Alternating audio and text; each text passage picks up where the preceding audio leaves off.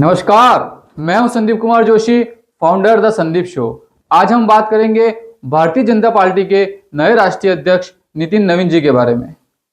क्यों पार्टी ने उन पर भरोसा जताया, उनके सामने क्या क्या बड़ी चुनौतियां हैं, यह फैसला बीजेपी के भविष्य की राजनीति को किस दिशा में ले जाता है। इसी समझ के साथ तो चलिए शुरू करते हैं। भारतीय जनता पार्टी की राजनीति में अक्सर दो हसरतें होती हैं, एक संगठन की जड़ों को मजबूत करने की और दूसरी शासन के मध्य में जनविश्वास जीतने की। बहुत कम नेता होते हैं जो इन दोनों कसौटियों पर एक साथ खरे उतरते हैं, और जब इन दोनों हसरतों को पूरा करने वाले चेहरे की तलाश होती है तो नाम स्वतः ही उभर कर आता है नितिन नवीन का। नितिन नवीन की राजनीति किसी शॉर्टकट की देन नहीं है। यह यात्रा है छात्र राजनीति से शुरू होकर संगठन की तपस्या से गुजरते हुए जनप्रतिनिधियों तक पहुंचने की। उन्होंने राजनीति को कभी पद की सीढ़ी नहीं माना, बल्कि उसे जिम्मेदारी, अनुशासन और संस्कार के रूप में जिया। छात्र राजनीति से संगठन की रीढ़ तक अपने अध्ययन काल में ही वे राष्ट्रवादी विचारधारा से जुड़ गए और युवाओं के बीच काम किया। पहले कार्यकर्ता बने, फिर कार्यकर्ताओं के नेता बने, और बूथ स्तर की मेहनत, संगठन विस्तार, अनुशासन और संवाद, यही वे गुण थे जिन्होंने उन्हें भीड़ से अलग पहचान दिलाई। आदेश नहीं, सहभागिता की राजनीति नितिन नवीन की सबसे बड़ी ताकत रही। कार्यकर्ताओं को साथ लेकर चलने की क्षमता, वे उस नेतृत्व शैली में विश्वास रखते हैं जहां नेता आगे चलता है और पीछे से निर्देश नहीं देता। यही कारण है कि कठिन राजनीति परिस्थितियों में उन पर संगठन को साधने और संभालने का भरोसा किया गया। विधायक के रूप में संतुलन की मिसाल जनता ने जब उन्हें विधानसभा भेजा तो उन्होंने विकास, जन समस्या और संगठन तीनों को एक साथ साध कर दिखाया। सत्ता में रहते हुए भी उनका जुड़ाव जमीनी कार्यकर्ताओं से बना रहा, जो उन्हें केवल नेता नहीं बल्कि एक सच्चा संगठन पुरुष बनाता है। दीर्घकालीन सोच, राष्ट्रहित की राजनीति नितिन नवीन की राजनीतिक तत्कालीन लाभ से ऊपर उठकर विचारधारा, अनुशासन और भविष्य की तैयारी पर केंद्रित रही है। इसी कारण पार्टी ने उन्हें समय समय पर महत्वपूर्ण संगठनात्मक दायित्व सौंपे और हर बार उन्होंने उस भरोसे को मजबूत किया। यहीं से यह सवाल उठता है कि जब कोई नेता संगठन, सरकार और विचार तीनों में संतुलन साध चुका हो तो पार्टी उसके माध्यम से देश को क्या संदेश देना चाहती है। इसी संदर्भ में अगला विषय सामने आता है। नितिन नवीन का अध्यक्ष बनना बीजेपी के लिए सिर्फ चेहरा बदलने की खबर नहीं है, बल्कि यह बीजेपी के अगले दशक की राजनीति की स्क्रिप्ट का पहला अध्याय है। नितिन नवीन को राष्ट्रीय अध्यक्ष बनाकर पार्टी ने 5 सबसे बड़े संदेश देने की कोशिश की है। पहला संदेश युवा नेतृत्व का। नितिन नवीन महज 45 वर्ष के हैं और बीजेपी के इतिहास में सबसे कम उम्र के राष्ट्रीय अध्यक्ष बने हैं। यह साफ संकेत है कि बीजेपी में नेतृत्व उम्र या परिवार से नहीं, बल्कि क्षमता, अनुभव और मेरिट से तय होता है। यह संदेश है कि एक साधारण कार्यकर्ता भी शिखर तक पहुंच सकता है। दूसरा संदेश पीढ़ीगत बदलाव यानी जनरेशन शिफ्ट।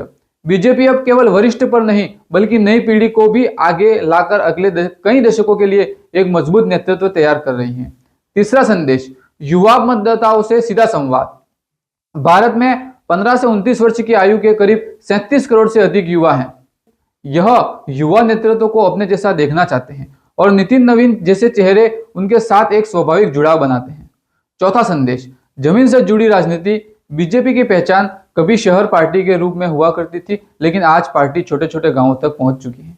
नितिन नवीन जैसे नेताओं को आगे लाना इस बात का संकेत है कि जमीनी अनुभव और शासन में काम करने की क्षमता दोनों को बराबर महत्व दिया जा रहा है। वर्ष 2023 में छत्तीसगढ़ में बीजेपी की जीत में उनकी अहम भूमिका मानी गई है। पांचवा संदेश है पूर्वी भारत और पूर्वोत्तर का बढ़ता महत्व। बिहार से आने वाले नितिन नवीन को राष्ट्रीय अध्यक्ष बनाना यह स्पष्ट करता है कि बीजेपी अब पूर्वी भारत और पूर्वोत्तर को राष्ट्रीय राजनीति के केंद्र में ला रही है। निसंदेह आने वाले समय में नितिन नवीन के सामने कई बड़ी चुनौतियां होगी, लेकिन पार्टी का यह फैसला उन पर गहरे भरोसे का प्रमाण है। लेकिन संगठनात्मक संदेश तभी प्रभावी होता है जब पार्टी के भीतर नेतृत्व को पूरी स्वीकार्यता और स्पष्ट समर्थन मिले, और यहीं से अलग संदर्भ जुड़ता है। नरेंद्र मोदी जी को यह पूरी तरह स्पष्ट है कि इतनी बड़ी पार्टी में इतने वरिष्ठ नेताओं के बीच हर किसी की यह आकांक्षा होती है कि अगला राष्ट्रीय अध्यक्ष वही बने। ऐसे माहौल में यदि 45 वर्ष के किसी व्यक्ति को राष्ट्रीय अध्यक्ष बनाया जाता है तो स्वाभाविक रूप से सवाल असहजता और विरोध की संभावनाएं रहती हैं। कोई कहेगा उम्र में छोटा है, कोई कहेगा अनुभव कम है, कोई कहेगा हम क्यों सुने। इसी संदर्भ में नरेंद्र मोदी जी ने सिर्फ 2 पंक्तियों में पूरा संदेश साफ कर दिया। उन्होंने कहा, नितिन नवीन मेरे बॉस हैं। इस एक वाक्य में सब कुछ स्पष्ट हो गया। मोदी ने यह भी कहा कि उन्होंने अपना रिपोर्ट कार्ड उन्हें सौंप दिया है, अब वे उनके निर्देशों की प्रतीक्षा कर रहे हैं। इसका सीधा अर्थ है पूर्ण समर्थन, पूर्ण विश्वास और पूर्ण अनुशासन। जब देश के प्रधानमंत्री स्वयं यह कह रहे हैं कि वे पार्टी अध्यक्ष को अपना बॉस मानते हैं, तो फिर पार्टी के भीतर किसी भी तरह की असमंजस या असहमति की गुंजाइश नहीं बचती। लेकिन अब कहानी यहाँ खत्म नहीं होती है। असली सवाल यह है कि नितिन नवीन अब क्या करेंगे। नितिन नवीन का कार्यकाल 3 वर्षों का है और ये 3 साल बेहद व्यस्त रहने वाले हैं। इन वर्षों में उन्हें कई बड़े मैच खेलने हैं। इन 3 सालों में देश के 20 से ज्यादा राज्यों में विधानसभा चुनाव होने वाले हैं, जिनमें उत्तर प्रदेश, गुजरात, राजस्थान, मध्य प्रदेश और पंजाब जैसे बड़े राज्य शामिल हैं। इसी वर्ष पश्चिम बंगाल, असम, केरल और तमिलनाडु में भी विधानसभा चुनाव होने जा रहे हैं। सबसे बड़ी चुनौती संगठन के भीतर संतुलन, बीजेपी में वरिष्ठ और युवा नेताओं के बीच एक नया संतुलन बनाना। नितिन नवीन की सबसे अहम जिम्मेदारी होगी, यह संतुलन बनाना आसान नहीं है। नितिन नवीन स्वयं युवा हैं, जबकि उनसे ऊपर पार्टी में ऐसे दिग्गज नेता हैं, चाहे वो मुख्यमंत्री हो, कैबिनेट मंत्री हो या संगठन के बेहद अनुभवी चेहरे। अब सवाल यह है कि इन वरिष्ठ नेताओं के साथ कैसे तालमेल बैठाएंगे, कैसे अपनी बात मनवाएंगे और कैसे बिना टकराव के धीरे धीरे पार्टी में आवश्यक बदलाव लाएंगे। यह जो जनरेशन शिफ्ट है, उसका संचालन इस तरह करना होगा कि वरिष्ठ नेताओं को भी यह न लगे कि उन्हें हाशिए पर धकेला जा रहा है। सहयोगी दल और क्षेत्रीय संतुलन अगली बड़ी चुनौती होगी। बीजेपी के सहयोगी दलों के साथ तालमेल, सहयोगी दलों को यह भरोसा दिलाना कि अब नितिन नवीन नेतृत्व में पार्टी अपने तरीके से आगे बढ़ेगी। लेकिन सबको साथ लेकर पिछले 12 वर्षों में उत्तर भारत में भारतीय जनता पार्टी बेहद मजबूत हुई है, लेकिन दक्षिणी भारत आज भी पार्टी के लिए एक चुनौती बना हुआ है। दक्षिणी भारत में बीजेपी को मजबूत करना नितिन नवीन के लिए एक टेस्ट मैच जैसा होगा और इन सबके बीच सबसे बड़ा मुकाबला है 2029 का लोकसभा चुनाव। इसे अगर वर्ल्ड कप कहा जाए तो गलत नहीं होगा। नितिन नवीन के लिए इस वर्ल्ड कप को जीतना ही असली परीक्षा है। अर्बन नक्सल की चुनौती आज जब प्रधानमंत्री नरेंद्र मोदी जी ने अपने भाषण में कई मुद्दों को छुआ, तो उन्होंने अर्बन नक्सल को भारत के लिए सब एक बड़ी चुनौती बताया। प्रधानमंत्री जी ने कहा कि जो पत्रकार, अखबार या टीवी चैनल प्रधानमंत्री मोदी के बारे में कोई सकारात्मक बात कर देता है, तो उसे यह अर्बन नक्सल गैंग निशाना बनाता है, उन्हें परेशान किया जाता है, सामाजिक रूप से अलग थलग करने की कोशिश की जाती है।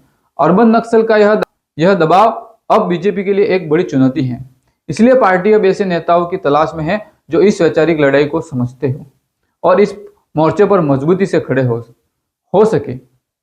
अब देखना यह है कि नितिन नवीन इन 3 वर्षों में इन तमाम चुनौतियों को किस दिशा में ले जाते हैं, क्योंकि यह दौर सिर्फ चुनाव जीतने का नहीं बल्कि भारतीय जनता पार्टी के अगले दशक की नींव रखने का है।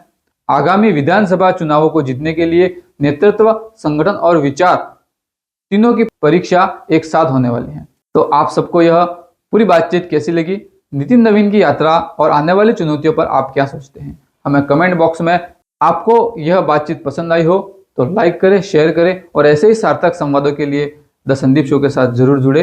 आप सबका इतना प्यार देने के लिए दिल की गहराइयों से आप सभी का धन्यवाद।